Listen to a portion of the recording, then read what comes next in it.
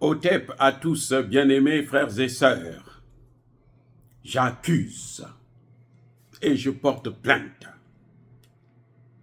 J'accuse le général Assimi Goïta, président du Mali.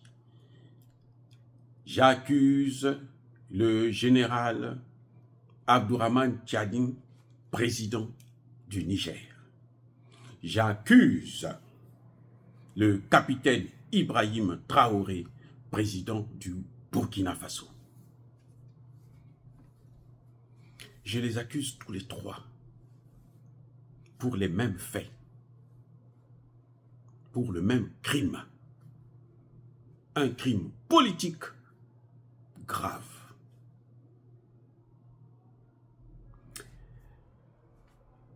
L'Afrique, après la Seconde Guerre mondiale, est rentrée dans une phase d'incertitude jusqu'à ce qu'on arrive à la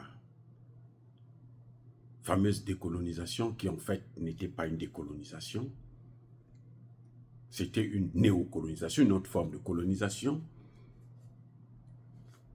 Et on a souffert, on a cherché des leaders pour nous guider, pour nous sortir de cette situation. Beaucoup ont essayé. Notre père, Sékou Touré, Patrice Lumumba, les Marien Gwabi, Thomas Sankara, ils sont tous passés. Et on est resté toujours en train de chercher des solutions. Alors qu'il y a des gens que Dieu avait choisis pour venir nous sortir de cette situation. 3 personnes. Assimi Goïta, Abdourahmane Tchani et Ibrahim Traoré. Ils sont venus en retard. Donc, je porte plainte contre eux pour qu'ils nous disent pourquoi ils sont venus en retard. Et mon réquisitoire devant ce tribunal divin, je propose une sanction capitale pour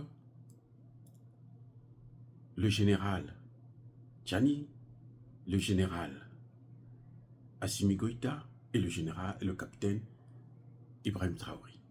La sanction, c'est laquelle? Celle que je demande. C'est en tout cas une sanction à perpétuité. C'est de rester au pouvoir à vie. Eh oui, c'est la seule sanction qui peut nous apaiser un peu. Parce qu'ils sont venus en retard. Ils auraient dû venir depuis les années 60. Ils auraient dû venir bien avant.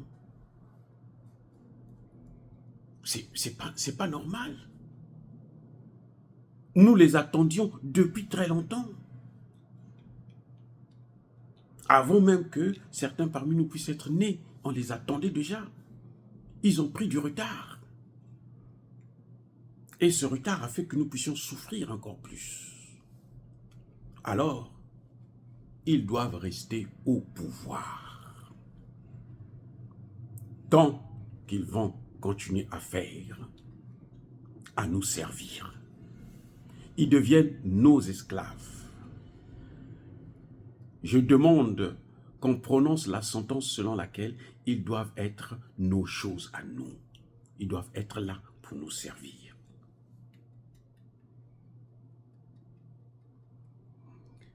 J'accuse nos mamans qui ont donné naissance à ces hommes pour complicité, parce qu'elles auraient dû nous les apporter plus tôt.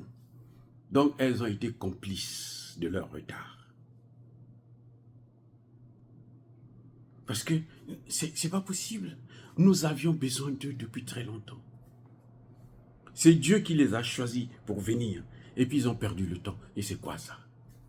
Les amis, tous ceux qui sont d'accord avec moi doivent me faire savoir dans les commentaires ce qu'ils pensent. Ils auraient pu venir plus tôt. Eh oui, ils seraient là plus tôt l'AES devrait naître avant, depuis plusieurs années. Aujourd'hui, l'AES devait grandir. Vous savez que l'AES, là, il y a le Tchad et le Centrafrique ont créé une force conjointe. C'est l'AES en miniature. Vous voyez, c'est à cause d'eux. Force conjointe pour la protection des frontières. Mais l'AES a commencé comment? Mais c'est ça, force conjointe, protection des frontières. Donc, le Tchad et le Centrafrique sont en train de mettre en place une AES en miniature, une AES bis. Et c'est comme ça, petit à petit, qu'on va grandir. Donc, eux là, s'ils étaient venus plus tôt, en ce moment, peut-être qu'on aurait déjà l'âge adulte dans la géopolitique mondiale. On serait plus respecté. Voilà, bien-aimés frères et sœurs, ce que j'avais à vous dire sur cette plainte que je formule contre nos chefs d'État que nous aimons tant, Assimi Goïta, Ibrahim Traoré et Abdourahmane Tchani. Soyez bénis, abondamment bénis par le Dieu des Kémites et par nos ancêtres angélisés, mais que tous ceux qui persécutent le continent africain, le pillent et le déstabilisent, qu'ils soient noirs, blancs, chinois, arabes, juifs, indiens, ou qui qu'ils soient punis, maudits, foudroyés, neutralisés, écrasés, effacés par le Dieu des Kémites et par nos ancêtres angélisés. Vive l'Afrique éternelle, j'ai dit et j'assume.